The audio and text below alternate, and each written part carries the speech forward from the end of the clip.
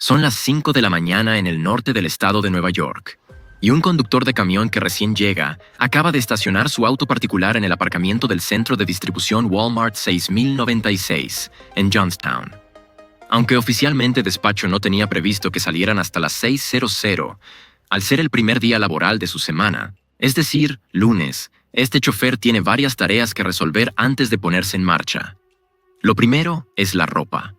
Para muchos conductores de flota, los centros de distribución o instalaciones de C funcionan prácticamente como una base de operaciones. Ahí pueden recoger documentos de los despachadores, servirse un café, preparar algo de comida e incluso ducharse. Después de pasar por el vestuario para recoger uniformes limpios para la semana, toca dirigirse a la oficina de despacho para confirmar la ruta del día y saber exactamente qué remolque deben enganchar y en qué muelle se encuentra. Con el papeleo ya en orden, llega el momento de ir al camión. Nuestro conductor no es propietario del vehículo que maneja para Walmart, pero sí tiene uno asignado. Sin embargo, como estuvo fuera durante los 2 días anteriores, otro conductor lo utilizó en su ausencia. En esta industria, eso se conoce como asientos compartidos o sleep seating. Por eso, antes de arrancar, debe hacer una inspección previa al viaje bastante minuciosa. Esa revisión incluye desde verificar que las tuercas de las ruedas estén firmes, hasta comprobar que el cinturón de seguridad no tenga desgaste o roturas, además de una larga serie de inspecciones visuales y físicas alrededor del camión para confirmar que todo se encuentra en condiciones seguras y operativas. Con el vehículo aprobado, el remolque ya conectado y todo listo, es hora de avanzar unos cuantos metros más. Pero antes de salir realmente a carretera, todavía queda una última medida de seguridad: pasar por la báscula en la puerta de salida. En el remolque van palés de productos secos. En teoría, la carga no debería estar cerca de sobrepasar los límites legales, pero aún así debe verificarse. Tras superar ese control, el camionero finalmente abandona las instalaciones poco antes de las 6. Ahora sí, por fin puede empezar a generar ingresos. Trabajar como camionero para Walmart, o en realidad para casi cualquier empresa del sector, no se paga por tiempo invertido, sino por distancia recorrida y por el trabajo completado dentro de ese lapso. Es, en esencia, un empleo basado en millas. En el extremo más bajo de la escala salarial de Walmart, debido a que su recorrido es regional, nuestro conductor llega alrededor de las 9 de la mañana a la parte trasera del Evans Mills Supercenter, con aproximadamente $68.75 ya acumulados. El lugar parece relativamente accesible, con 6 muelles de carga distintos para camiones, lo que en teoría debería permitir una entrada y salida rápidas. Eso significa una buena oportunidad para volver a la carretera cuanto antes y seguir facturando. Sin embargo, con los vendedores de la mañana todavía ocupando espacio y movimiento dentro del lote, el proceso se vuelve más lento de lo esperado. Como resultado, el conductor no logra descargar sus palés hasta las 9:30. Aún así, no parece demasiado preocupado, porque técnicamente el dinero sigue corriendo. Mira, Walmart no les paga únicamente por milla recorrida. También les paga por cada parada realizada. Además, cada descarga en vivo, es decir, cuando el conductor debe esperar mientras bajan la mercancía, se remunera con $12.50. Y si el proceso tarda más de 45 minutos entre entrar, esperar y salir, entonces Walmart empieza a pagar una tarifa por demora de $14 por hora. Con el día todavía arrancando, 2 paradas pendientes por completar y un mensaje nuevo enviado desde despacho directamente a la tableta de a bordo del conductor, aparece una nueva tarea: recoger otro remolque en el centro de distribución al finalizar la jornada. Así que el chofer vuelve a la carretera. Tras completar otras 2 paradas sin contratiempos, sumar 2 descargas en vivo más y añadir 86 millas adicionales a su jornada, ahora se dirige de regreso a Johnstown con un remolque vacío. Pero en ese momento surge una decisión importante: enganchar el siguiente remolque y volver a salir, o cerrar el día y avisar a despacho que pasará la noche en el centro de distribución para arrancar al amanecer siguiente. Por parte de Walmart, no hay demasiada presión, porque esa carga llegará a la tienda al día siguiente de cualquier manera. Así que, en gran parte, la decisión queda en manos del conductor. Es uno de esos pequeños momentos donde realmente siente que tiene cierto control sobre su jornada. Pero hay un detalle clave: el tiempo ya empieza a jugar en su contra. Después de haber tomado su descanso federal obligatorio de 30 minutos mientras estaba en la carretera, El conductor está considerando retirarse del centro de distribución alrededor de las 5 de la tarde, justo 12 horas después de haber comenzado su día. El problema es que, legalmente, solo le quedarían unas 2 horas disponibles dentro de su límite de trabajo, permitido por las regulaciones federales. Sin embargo, al final, la decisión no la toma ni el reloj ni el conductor, sino el estado del siguiente remolque. Esta nueva carga no es una caja seca común. Se trata de un remolque refrigerado, conocido en la industria como reefer, y durante la inspección previa al viaje, el conductor detecta que el equipo presenta una falla. Eso provoca un retraso de aproximadamente 2 horas y media, tiempo que, por supuesto, le cuesta productividad. Pero no todo es pérdida. Ese mismo contratiempo también le genera $35 adicionales en pago por demora. Así que, al sacar cuentas, el día termina viéndose bastante interesante. Durante esa jornada, el conductor recorrió 405 millas pagadas a 55 centavos por milla. También realizó 2 enganches, cobrados a $10 cada uno. Dejó un remolque, lo que le sumó otro pago adicional.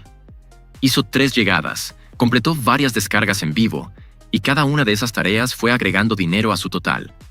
Además, como decidió pasar la noche en el camión, también recibió una compensación nocturna de $42.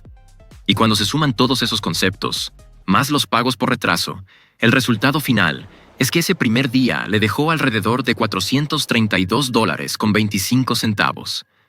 Nada mal para arrancar la semana. Los días siguientes serán algo distintos.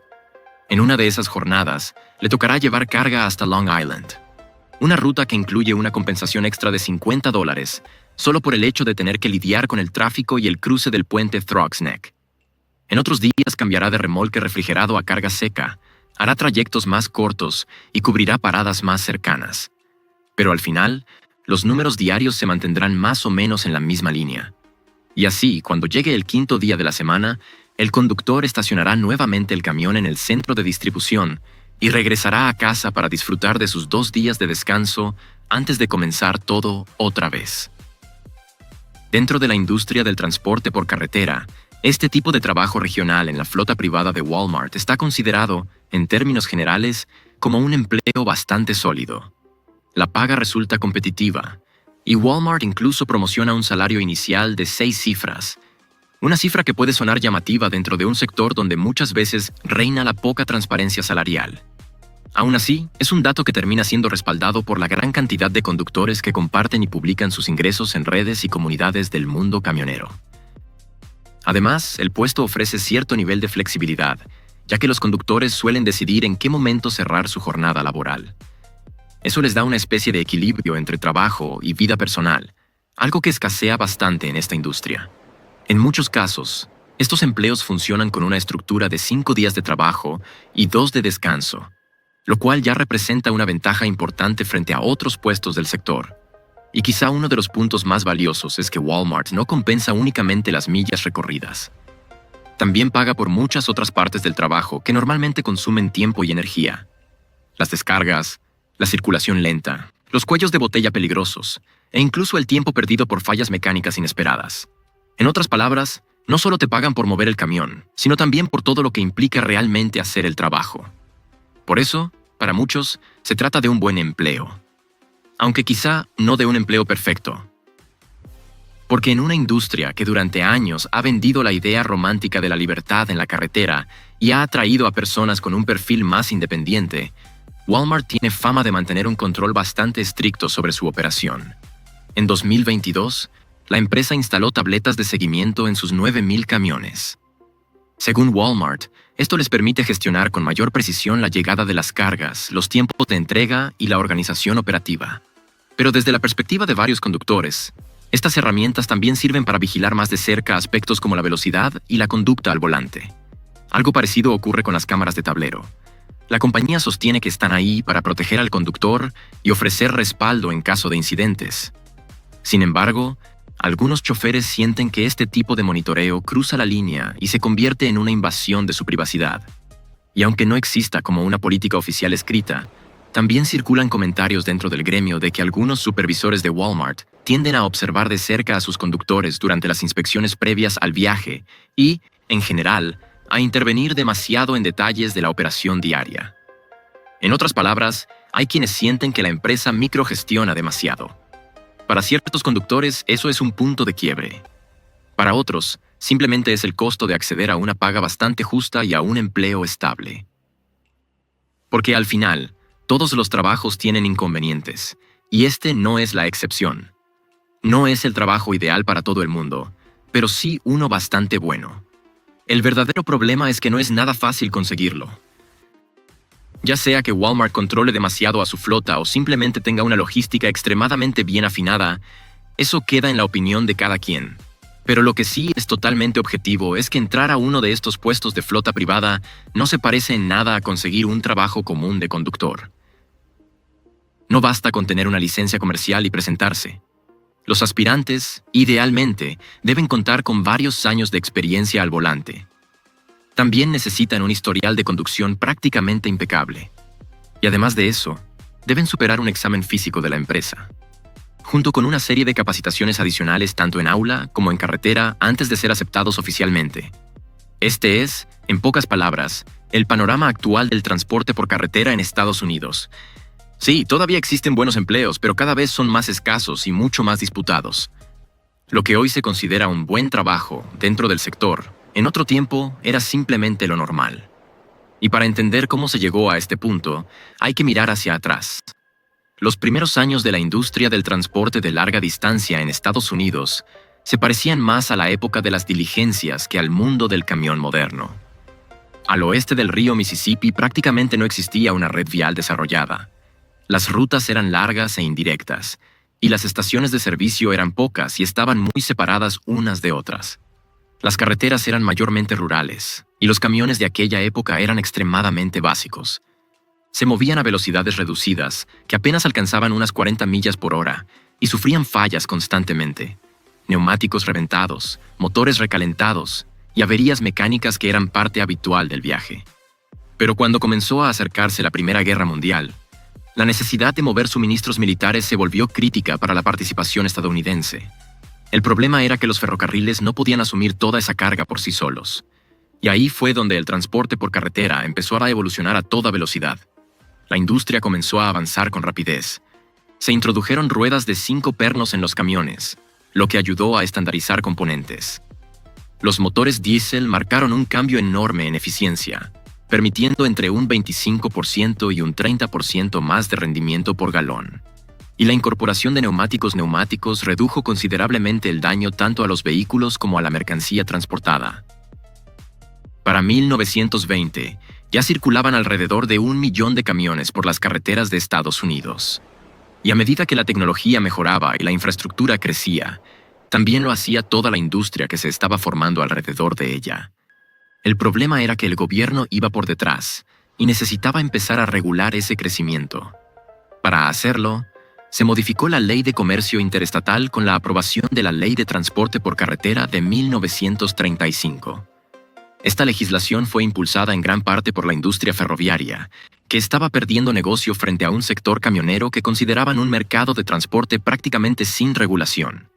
Entre los puntos clave de esa ley estuvo la estandarización de tarifas del transporte por carretera y la exigencia de que las empresas contaran con certificados oficiales para operar. Ahora bien, las compañías que ya estaban activas antes de esa ley, como muchas de las grandes de la época, recibieron lo que se conoce como derechos adquiridos. En otras palabras, obtuvieron automáticamente su certificación para seguir operando. Pero para cualquier empresa nueva, la historia era muy distinta. Entrar al mercado se volvió muchísimo más difícil.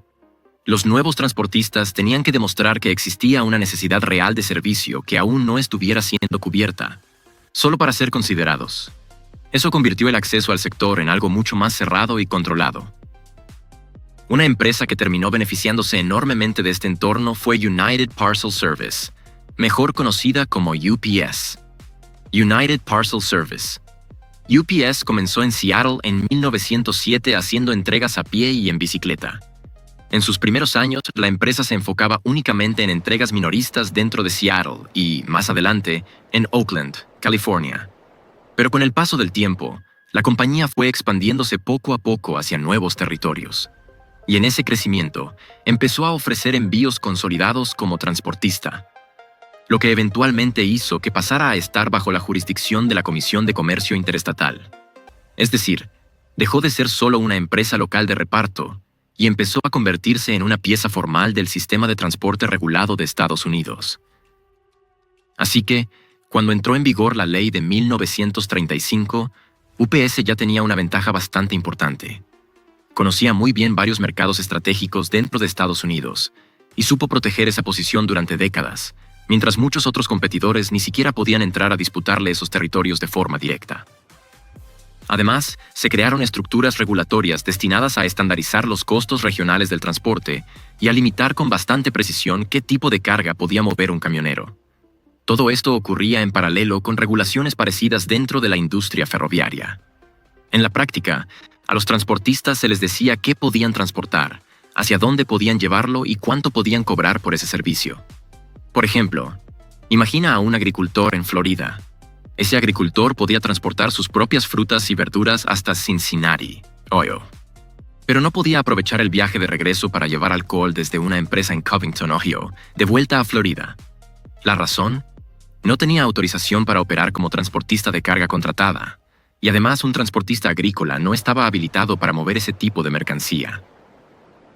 Lo que en un principio fue presentado como una manera de ordenar el mercado y equilibrar las condiciones tanto para empresas como para conductores, con el tiempo terminó encareciendo el transporte para el consumidor final. De hecho, se estima que las tarifas de carga llegaron a ser entre un tercio y hasta la mitad más altas debido al peso de esas regulaciones. La frustración fue creciendo, hasta que llegó una transformación total, la era de la desregulación. La Ley de Transporte por Carretera de 1980 marcó un giro histórico, porque eliminó casi por completo gran parte de las restricciones que habían dominado el sector durante más de 40 años. A partir de ese momento, los camioneros y las empresas pudieron operar con muchísima más libertad. Ahora podían circular por donde quisieran, mover la carga que quisieran y cobrar prácticamente lo que el mercado permitiera. Y además, nuevas empresas podían entrar al negocio con barreras mucho más bajas. En otras palabras, nació una etapa completamente distinta para el transporte por carretera en Estados Unidos. Y esa apertura provocó una explosión. Miles de trabajadores comenzaron a entrar en la industria. La cantidad de camioneros prácticamente se duplicó entre 1977 y 1996, pasando de 1,1 millones a 1,9 millones. Y al mismo tiempo, el número de empresas de transporte también se disparó, creciendo desde unas 20,000 en 1980 hasta superar el 500,000 para 2024. Las compuertas se abrieron por completo. Y aunque esto creó muchas más oportunidades laborales y una enorme variedad de opciones para trabajar, también trajo un efecto inevitable: el aumento brutal de la competencia. Esa competencia hizo bajar los salarios y debilitó el poder que antes tenían los sindicatos dentro del sector. Así que, sí, los consumidores y muchas empresas salieron beneficiados gracias a precios más bajos y a un mercado mucho más dinámico y expansivo. Pero todo eso tuvo un costo, y ese costo recayó sobre una parte muy específica del sistema: los conductores. Porque dentro de esta nueva realidad del transporte, más abierta, menos regulada y saturada de operadores, apareció una paradoja difícil de ignorar. El transporte por carretera en Estados Unidos nunca había sido tan necesario. Y al mismo tiempo, para muchísimos conductores, nunca había sido un trabajo tan deteriorado. Esa es la contradicción central de la industria moderna. Hay más carga que nunca, más camiones que nunca y más necesidad de mover mercancía que nunca. Pero eso no significa que las condiciones para el conductor promedio hayan mejorado. De hecho, en muchos casos, ocurrió exactamente lo contrario.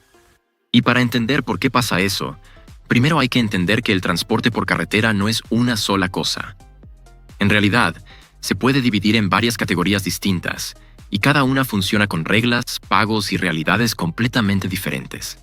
Se puede clasificar el transporte por carretera de muchas maneras: por distancia, desde rutas locales hasta recorridos de larga distancia; por tipo de carga, como arena para fracking en campos petroleros o productos de consumo saliendo de centros logísticos; por tamaño de operación, desde un solo conductor con su propio camión hasta grandes flotas con unidades compartidas por varios choferes; o incluso por el tipo de licencia CDL, ya sea clase A, B o C.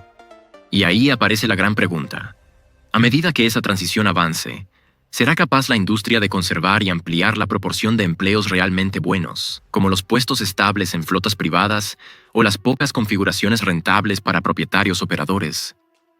¿O la amenaza de la automatización terminará empeorando aún más las condiciones para quienes siguen manejando? Esa no es solo una pregunta económica, es una pregunta profundamente humana. Si este contenido te ha aportado valor, suscríbete para seguir desbloqueando oportunidades. Dale al like y nos vemos en el próximo.